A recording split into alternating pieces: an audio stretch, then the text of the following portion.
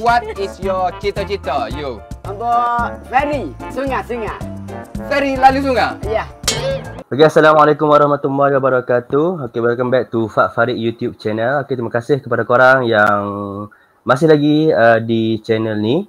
Okay, InsyaAllah pada hari ini kita akan buat satu kupasan, okay, iaitu filem yang terbaru di Astro First. Okay, mesti korang tahu filem apa. Yang sekarang ni dah mencecah 5 juta. Kita boleh tengok kejayaan yang sangat luar biasa lah. Okey. Baik. Dan hari ni kita akan kupas lebih mendalam bersama dengan tetamu kita pada hari ini. Okey. Kita tanpa melengahkan masa, jom kita kenalkan tetamu kita pada hari ini, iaitu saudara Amir. Okey. Hello Amir di talian. Hello, Assalamualaikum. Waalaikumsalam. Ya, Amir. Okey, insyaAllah.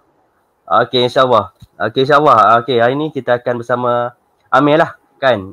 Seorang yang orang muda yang sangat jiwa kata apa? Jiwa masih lagi muda lagi kan. Boleh nak bagi reaksi yang sangat kata apa, yang sangat mendalam lah kan. Okey, insyaAllah kita terdengarlah daripada Amir. Okey, dan sebelum tu mungkin ada yang kenal, mungkin ada yang tak kenal lagi. Amir ni siapa ni, Amir? Kenalkan dia, Amir. Bismillahirrahmanirrahim. Assalamualaikum, hai semua. Ada bersama saya Amir Ashrafuddin bin Abdul Aziz, atau lebih dikenali sebagai Amir. Anda semua boleh panggil saya Amir. Saya adalah seorang guru dan juga saya adalah seorang motivator muda. Kenapa saya kata muda? Sebab saya masih muda lah. Kemudian saya juga adalah seorang penulis cerita pendek, penulis puisi, dan setakat ni sudah ada 3 buku hasil karya saya di pasaran. Saya secara peribadi memang gemar menonton filem. Tak kisahlah filem international, filem Melayu. Tapi kita semua tahu yang sebelum ini kita memang tahu yang kualiti filem di Malaysia kalau nak dibandingkan dengan antarabangsa Hollywood memang sangat jauh lah. Cuma dalam masa beberapa tahun ini filem Malaysia sedang meningkat naik dan ke arah kualiti international lah. So saya rasa itu adalah satu perkembangan yang baik. Dan kalau sebelum ni orang lebih suka pergi ke wayang untuk tengok cerita international, kurang kepada cerita-cerita tempatan lah. Tetapi disebabkan perkembangan, disebabkan orang kita pun dah ada kesedaran untuk beri sokongan kepada filem-filem tempatan, dah banyak dah. Orang dah tak beli dah, saya tak rompak, orang dah beli ke yang original lah, yang asal lah. Dan itu sedikit lah tentang diri saya. Okey, baik. Okey, kita akan teruskan kepada sesi sembang santai kita pada hari ini. Okey, baik. Soalan pertama lah kan. Okey, kita dah tahu Mak Entertain merupakan satu fenomena lah. Sebab dalam masa, okey, kalau tengok dalam ni, dengan menggunakan bajet yang sangat rendah kan, dalam masa 4 hari boleh mencecah sebanyak 2.56 juta. Okey, dan juga 8 hari 4 juta, dan yang terbaru 5 juta dalam tempoh 8 hari. Okey, macam mana, Meh? Agak-agak memang itu satu perkembangan yang baik lah. Satu perkembangan yang baik lah. Saya sebelum kita pergi lagi jauh lah, saya cerita dulu lah. Mungkin ada yang belum tengok My Tote. Mungkin ada yang dah tengok tapi mungkin dia tak faham jalan cerita. Tapi saya rasa mungkin faham sebab jalan penceritaan Mak Tote ni dia tidaklah susah. Mudah dipahami, boleh ditonton untuk setiap lapisan lah. Dan sebelum tu saya cerita dulu dia punya sinopsis ringkas tentang cerita Mak Tote. So cerita Mak Tote ni mengisahkan cerita seorang pemuda yang bernama Mak Tote. Dia seorang pemuda yang lurus dan sering dikecewakan lah. Bila mana kita kata orang yang lurus ni, biasalah kalau dia ditinggalkan, dia diasingkan daripada orang lain. So Mak Tote ni dia baru sahaja ditinggalkan oleh kekasih dia disebabkan sikap lurus dia. Kemudian dia telah berjumpa dengan wanita yang mana wanita itu adalah wanita yang jadi idaman dia lah. Sekali tengok dia dah suka kan. Okay, so lepas tu dia jumpa perempuan tu dan dia confess perasaan dia. Apa yang perempuan tu balas, perempuan tu minta Mak Etotet untuk belajar bahasa Inggeris. Dan disebabkan Mak ni lurus dan juga dia ni dia tak ada fikir yang benda tu susah kan. Kemudian dia pergi belajar bahasa Inggeris dengan teacher Siti. So sepanjang cerita tu dia cerita lah tentang usaha Mael nak dapatkan nak belajar bahasa Inggeris untuk dapatkan cinta Yaya. Dan dalam cerita tu juga ada juga sebuah lagi kisah kecil daripada cerita tu yang mana saya rasa dia sebenarnya beri makna yang besar lah kepada cerita tu, di mana dia adalah cerita tentang dua OKU, iaitu Asif dan juga Yo, adik-beradik, tapi berlaku dia ni dipaksa untuk bekerja sebab keluarga dia susah dan dia tak diberikan peluang untuk bersekolah lah. Kemudian family dia pun salah guna bantuan yang diberi oleh kerajaan untuk warga OKU. Okay, jadi pada penghujung cerita, kita bagi spoiler kan, saya rasa cerita dah lama. Tak apa, spoiler. So di akhir cerita Mak Etotet dia akhirnya jatuh cinta kepada teacher Siti. Teacher Siti ni lah yang menerima cinta Mak El seadanya lah, nak dimandikan Yaya, yang mana Yaya ni hanya main-mainkan sajalah. Okay, so pada akhir cerita sebenarnya Mak El ni diganggu oleh Yaya balik. Sebab Yaya kononnya macam tak suka atas kebahagiaan Mak El lah. Tapi akhirnya terbongkar juga apa yang Yaya nak buat, dan akhirnya teacher Siti dan Mak El bersatu kembali. So mereka dah kahwin lah semua. Okay, nak tanya Amir ni. Apa yang menyebabkan Amir tertarik nak langgan cerita ni Amir? Okay. Sebenarnya saya memang dah lama follow YouTube channel Syamil Shazli ni. Okay? Dan apa yang saya boleh katakan lepas saya menonton filem Mak Etotet, apa yang saya boleh katakan, semua cerita yang ada dalam Mak Etotet, semua yang ada dalam YouTube channel Syamil Shazli itu sebenarnya digabungkan semua sekali dalam cerita Mak Etotet. Daripada drama spontan, daripada cerita Mak Etotet itu sendiri, daripada cerita ada macam-macam lagi lah cerita Mak Etotet buat Mak Etotet pula Syamil Shazli dia buat.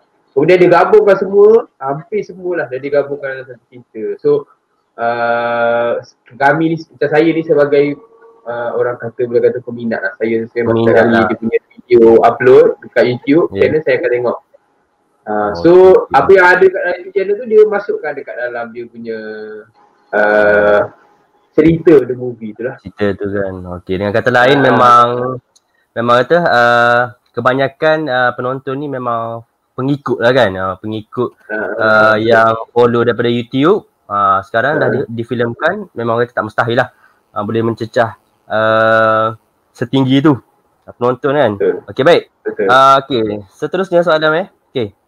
Apakah yang Amir rasakan rahsia yang boleh filem Mak Etotet ni boleh berjaya lah sampai juta Amir, 5 juta dalam masa 12 hari Macam mana Amir rasa? Betul. Share sikit Saya sebelum tu kan, saya difahamkan cerita ini Mak Etotet ni kita punya info lah. Mak Etotet ni kos yang dia keluar untuk cerita ini adalah RM400,000 sahaja. Ya, memang rendah. Tapi apa yang dia dapat, keuntungan dia adalah sekarang dah 5 juta. Tapi saya rasa itu akan terus berlangsung sebab cerita tu akan terus ditayangkan selagi mana dia ada permintaan lah. Dan saya tak pelik cerita ini meletup lah sebab saya tengok daripada pelbagai sudut. Ada banyak sudut yang cerita Mak Etotet ni kenapa dia meletup. Okay? So yang pertama sekali, kita boleh terus mula Yang pertama sekali adalah saya sebagai selalu tonton cerita video-video Syamil Shazli. Kekuatan Syamil Shazli adalah pada skrip dia. Syamil Shazli ni walaupun dia menggunakan bahasa dialek Kelantan, tapi bahasa-bahasa yang dia guna tu memang saya boleh puji lah. Sebagai seorang penulis, saya memang kalau saya tengok cerita, saya memang tengok skrip cerita tu. Kalau cerita yang bermanfaat, biasanya skrip-skrip dia tu sentiasa ada kata-kata yang memberi semangat, kata-kata yang memberi nasihat. Jadi kebanyakan skrip dalam cerita Mak Ayah Totem ni, dia memang menggunakan banyak kata-kata yang macam sebenarnya apa yang dia cakap tu mainstream, tetapi dia boleh olah dalam bentuk skrip kepada jalan cerita dia. Saya ambil contoh Okey. Masa permulaan cerita, Mak El ni dia jumpa dengan Zaitun. So Zaitun ni tolak cerita Mak El. Jadi Mak El cakap, kenapa Zaitun tolak cerita Mak El? Adakah sebabkan telinga Mak El yang capang sebelah ni? Ataupun adakah disebabkan bibir Mak El yang terjual ni? Kemudian Mak El cakap, kalaulah disebabkan telinga yang capang ni Zaitun tolak Mak El, telinga capang ni lah yang sentiasa mendengar setiap luahan, setiap kesedihan yang Zaitun dapat. Kalaulah bibir yang jual ni menyebabkan Zaitun tinggalkan Mak El, bibir ni lah yang sentiasa menyebut nama Zaitun dalam setiap doa Mak El. So, maksudnya macam ni, Ya. Maksudnya di sebalik kelemahan tu jadi kekuatan ke macam ni? Bukan, maksudnya dia pertama sekali dia nak menunjukkan kelemahan tu, ada kekuatan dia. Tapi macam mana dia olah skrip dengan keadaan ni, dengan cerita dia boleh jadi satu nasihat kepada orang lain. Betul. So ada juga lagi beberapa skrip yang saya sendiri nampak lah. Yang pertama, yang lainnya adalah masa tu adalah perkahwinan Mak El dengan Cik Siti ni kahwin. Kemudian ada dia punya yang tetamu yang datang tu kata, ciumlah batas semayang.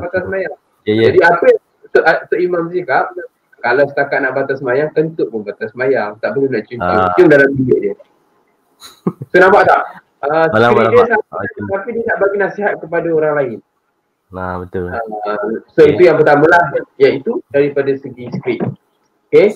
Yang seterusnya, yang kedua adalah kesinambungan kepada skrip, iaitu isi-isi ataupun teladan yang bermakna. Banyak dalam cerita Mak Ayah Totem ni dia nak tunjukkan teladan yang bermakna lah. Contoh saya ambil satu peristiwa di mana Teacher Siti ni dia mengajar, dia menerima seorang, dia sebelum ni ajar kelas dia tu semua orang biasa. Ajar kelas teacher dia tu, semua orang normal. Tiba-tiba ada 2 orang OKU datang untuk belajar dekat kelas Teacher Siti. Kemudian Teacher Siti terima. Tak lama lepas tu, parents kepada ada seorang murid Teacher Siti ni datang dan dia marah lah. Dia kata, kenapa Teacher Siti ni boleh terima orang OKU? Dia tak nak anak dia belajar dengan orang OKU. Tapi Teacher Siti ni marah dan dia defend. Dia kata kelas dia untuk semua orang, bukan untuk OKU, bukan untuk orang normal, orang tak OKU tak boleh masuk. Bukan macam tu. So, dia nak bagi teladan yang baik. Jangan kita asingkan ataupun jangan kita pisahkan orang OKU ni daripada kehidupan kita lah. Walaupun mereka ni lain daripada orang lain. Dan juga dia nak tunjuk betapa kepentingan sekolah ni. Di mana Mak Ayah Totem ni sanggup untuk mengajar dengan you. Walaupun dia buat sendiri kelas tu secara percuma. So dia nak tahu pendidikan ni adalah untuk semua. Dan secara asasnya cerita ni hampir 2 jam. Apa yang saya boleh katakan, dia memang padat dengan isi-isi yang bermakna lah. Okay. Amir pernah ni, kalau nak tanya lah, Amir pernah mengajar budak-budak OKU macam ni? Ada pengalaman tak?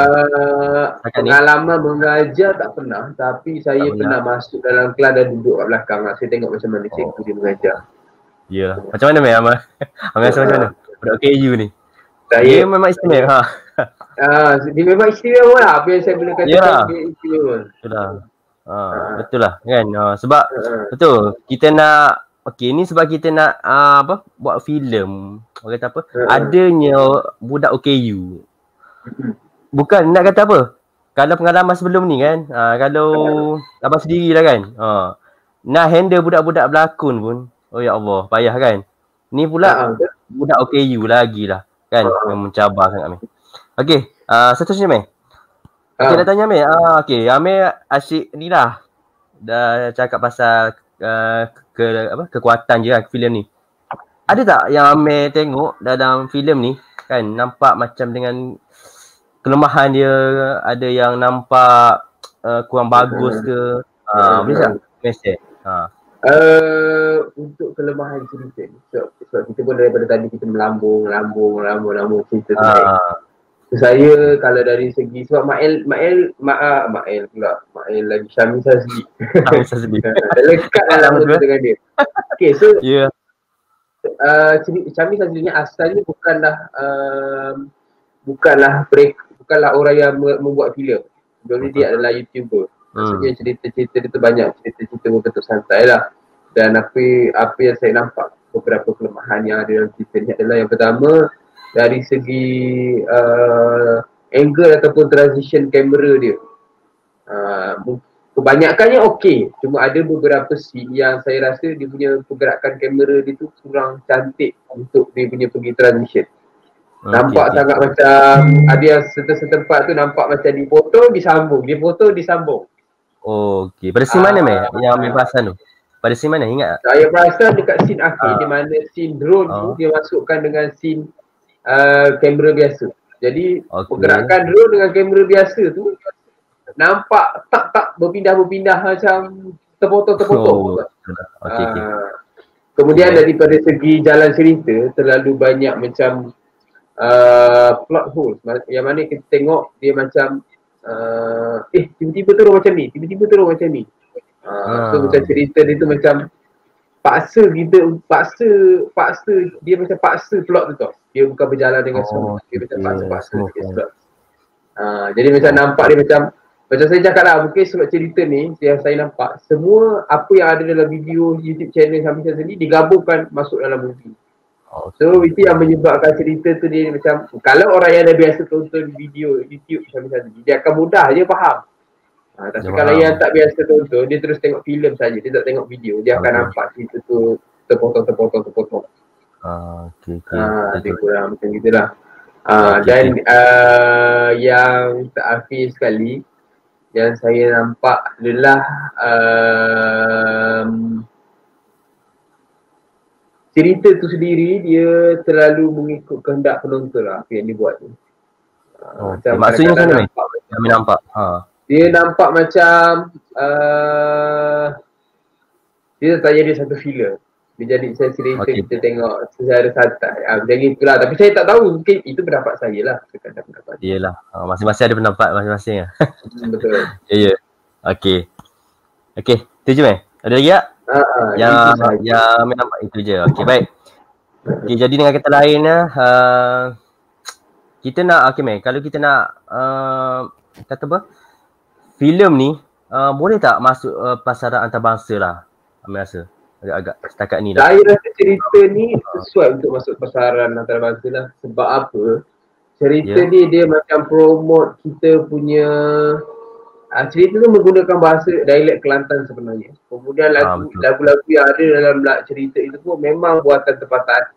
Dan juga suasana kampung, suasana penduduk, itu semua sebenarnya macam kita nak promote apa yang ada di negeri Kelantan lah. Negeri Kelantan, okey. Dari segi Amir sendiri pun, okey. Ya, apa dia?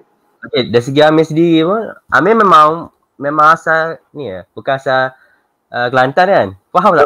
Memang asal dari Lorak dia tu. Kelantan.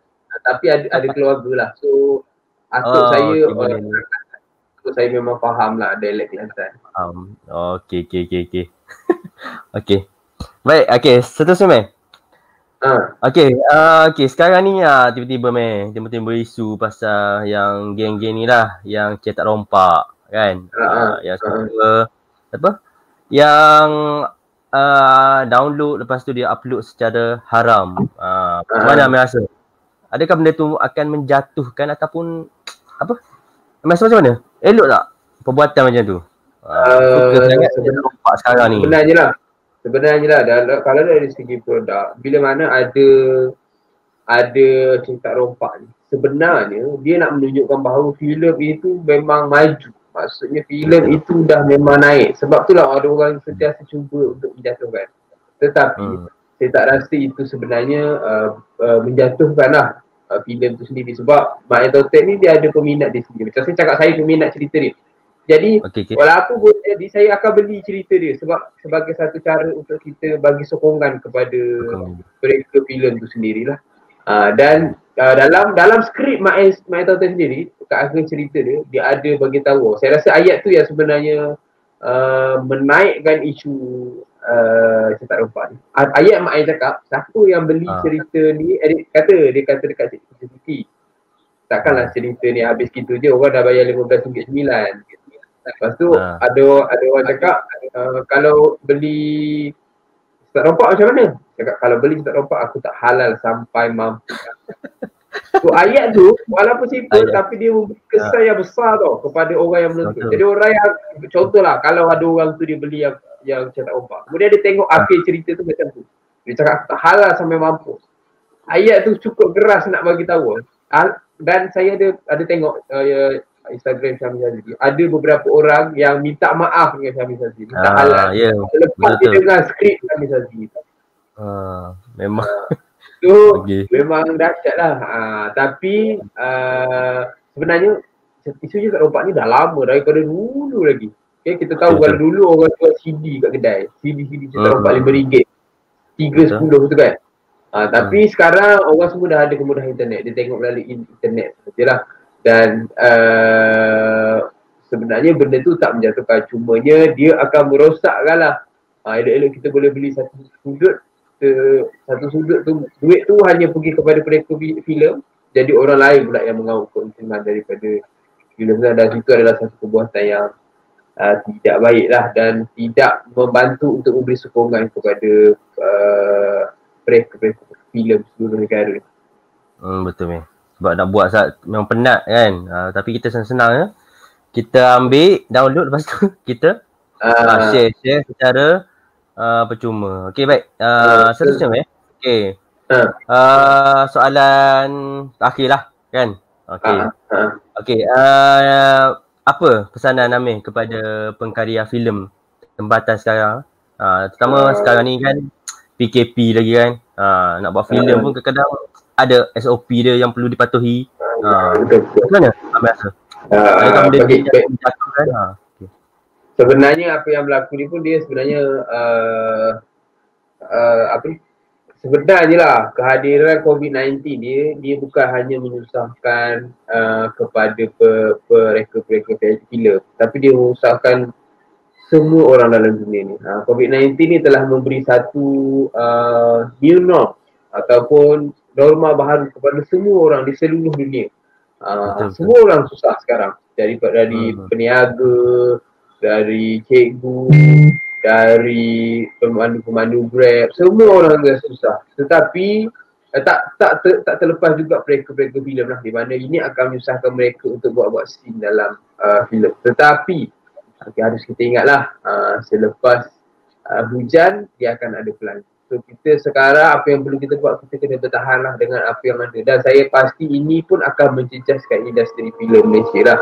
Tetapi InsyaAllah dalam setiap kesusahan akan ada kesenangan. Jadi mungkin pelakon filem ni dia harus berfikiran secara lebih kreatif, fikir lebih jauh, fikir daripada banyak sudut, fikir daripada pelbagai ni, termasuklah YouTuber.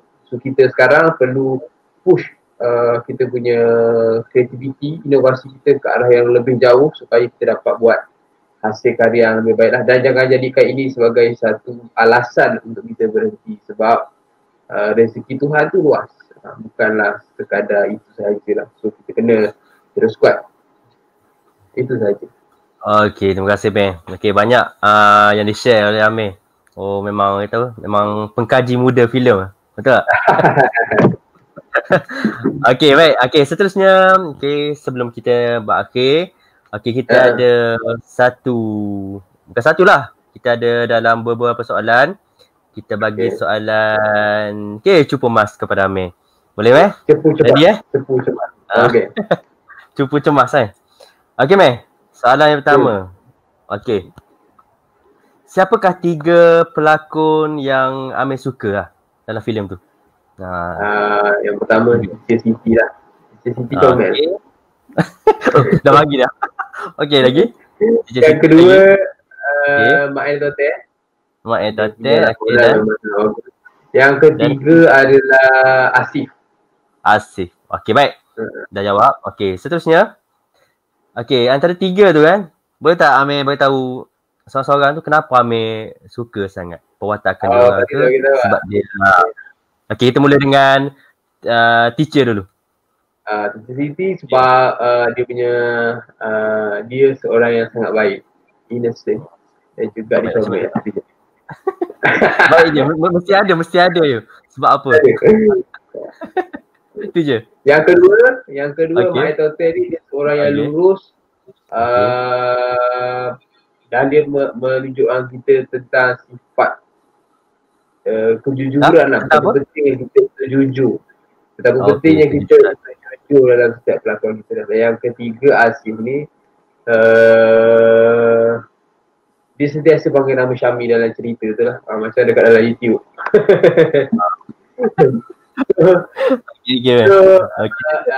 Pun dia, walaupun dia dalam keadaan macam tu, dia masih mampu untuk berlakon. Itu yang saya puji lah. Okey, bagus Meh. Okey, dan soalan terakhir Sedia kan? Okey, anda diberi peluang lah kan. Okey. Amir boleh berlakon lah untuk Mak Totel part 2. InsyaAllah kalau ada lah kan. Ya doh. InsyaAllah. Okey, watak apa yang Amir akan pegang? Agak-agak Meh. Kalau saya nak pegang Mak Totel lah. Okey. Kalau saya nak pegang watak Mak Totel. Mak Totel dah ada. Kau jangan Mak Totel dah ada. Adik Mak Totel. Mak Totel tak pernah cerita benda tu. Okey. Adik ke abang? Nak jadi adik ke abang? Adik. Adik, okey. Agak-agak macam mana Amir rasa? Amir, okey lah. Bila Amir berlakon dalam cerita Mak Totel yang 2 lah kan. Okey. Macam mana Amir sebagai adik sebagai adik. Terhadap abang yang lurus benda macam tu? Macam mana? Amir akan nasihat ke? Watak Amir macam tu? Dalam cerita tu jadi watak antagonis. Di mana saya ni sentiasa mengambil kesempatan atau kelemahan Mak Totel. Okey. Itu je? Ada lagi? Itu je. Okey. Terima kasih Meh. Okey, itulah sesi kita bersama Temu Bual lah. Okey, sebagai kata apa? Sembang santai hari ni. Okey, saya bersama dengan Amir, seorang moderator muda dan juga anak muda lagi lah. Okey, jadi banyak idea baru yang telah disampaikan kepada kita. Okey, insyaAllah. Okey, terima kasih kepada korang yang dah tonton untuk video ni. USA. Kenapa dia hok dekat dengan USA? USB.